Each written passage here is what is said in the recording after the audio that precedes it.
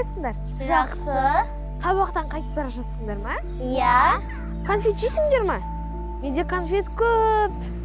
Қыздар, егер де сендерге көшеде бөтен адам келсе, бірдеңе берейін деп шақырса, бармаңдар.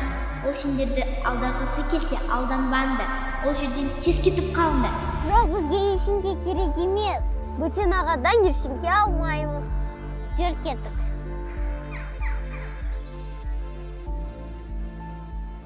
Балам, адамдарға жақсылық жасап үйрен.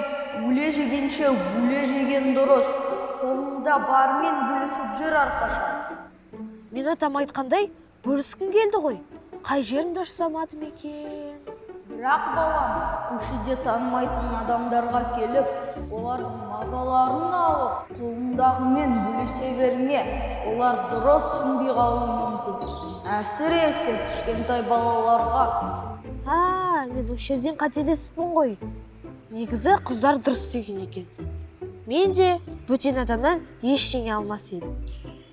Сосын балам, қап-қара киім алып, капюшон киді қойшы. Бәрін қорқытарсың. Жақсы ата.